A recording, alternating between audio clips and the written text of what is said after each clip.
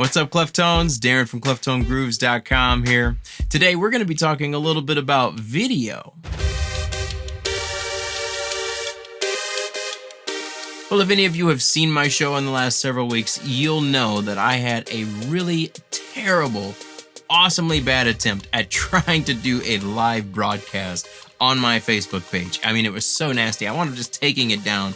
The audio was all over the place. It wasn't syncing up right with the video. It was just a hot mess, let me just tell you. But anyway, in that video, I started to talk a little bit about the things that I was doing to kind of up my video game a little bit, if you will, to the next level. And that's because, you know, I've always sounded good across the internet to you guys, because that's my thing, making sure you get that better audio at home. I gotta lead by example. But I also figured, you know, now it's time to go ahead and go for the full kit and caboodle. Make sure I look good as well as sound good. So if you haven't noticed, the last few videos I've been putting out have been very, very nice quality. In fact, I'm gonna go ahead and tell you right now, this video is in 4K, so go ahead and take that for a test drive. Hit that cog over here in the bottom corner of my video. Go ahead and put it on max quality. Check it out, see how you like it. But one of the other things that does 4K that I was gonna mention today is this here, and I mentioned that in that awesomely bad that we're gonna forget about that broadcast. This 4K video capture device here by Epiphan.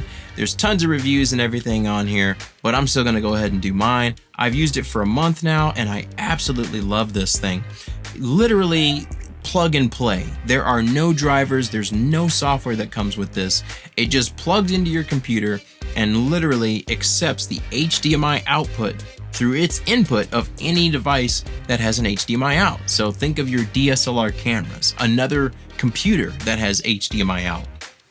Plug it into here, go out USB 3.0 into a computer, and you can now capture the screen of that computer or the output of that DSLR camera. Now, they did put some specifications in this thing, just so you know. The caveat is you can't bootleg movies and all that, so don't even try it. But if you want to capture the output of your camera and all that, you're good to go, if you want to use it for legal reasons.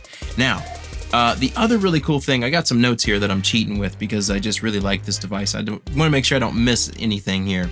The other thing that it does is it handles all the processing inside the box here, which is really cool. So why that matters, let's say for me, the thing that I do a lot of, as you know, is I show you tutorials of how to do different things in Studio One, right? Well, that audio software is very resource intensive, especially on my MacBook Pro.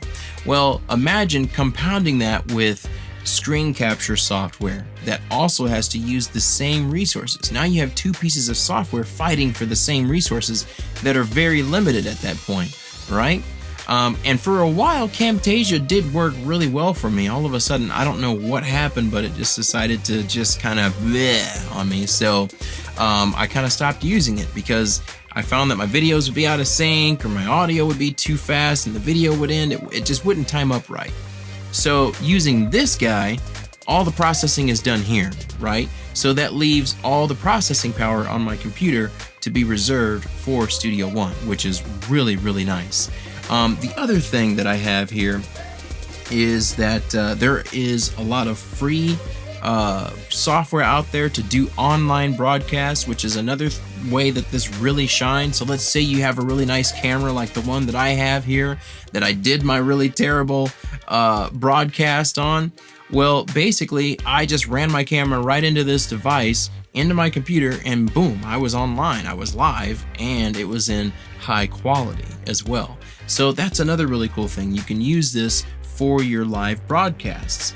And the only thing I will say with this is that, again, I mentioned earlier about getting another computer to record the screen of another computer. So far, that's the only downfall I see with this, but I mean, hey, when you're doing different things to make your magic happen, there's always going to be some trade-off with any device that you use.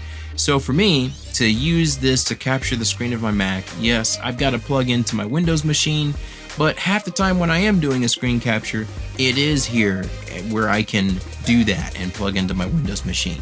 So it's not really that big of a deal. Plus, the quality is high quality. I mean, it's, you know, boom, right there. You can see everything on the screen. It's just absolutely beautiful. So if you do any kind of broadcasting, if you do any kind of screen capture or anything like that, I would definitely say this is worth looking into. This runs about $450, so it's not cheap, but man, definitely worth the investment. Now, there is another device that I would tell you about called the Blackmagic Web Presenter.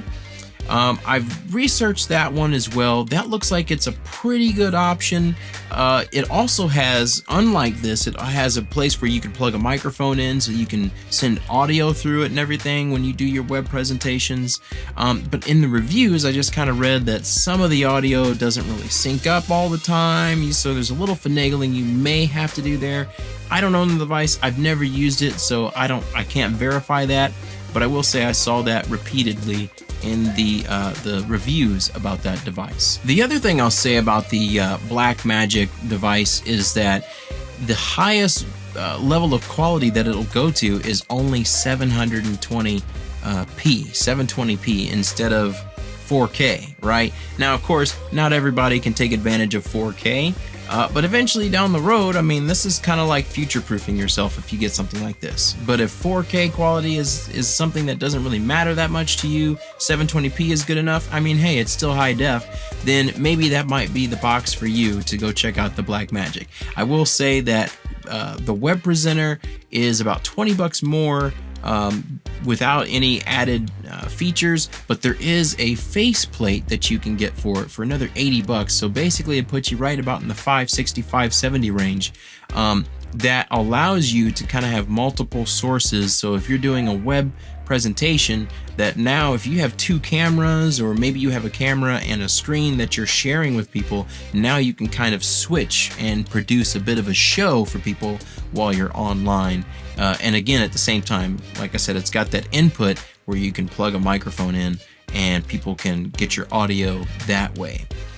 So again, that's what I wanted to share with you today. Epiphan 4K, I can definitely vouch for this. Blackmagic, read the reviews, check it out. Hey, and if you have one, reach out to me, leave a comment below, let me know how you like it. And anyway guys, that's it for today's show. It's all about video today. Yes, the audio guy is talking about video, but I was so excited about this little box, I just had to share this with you guys. So I'm going to drop it in the links below for you if you're on YouTube, or if you're on Facebook, I will include a link somewhere in this post and you can check it out for yourself. Anyway guys, here's to getting better video at home today. Yeah, right? And we'll see you next week.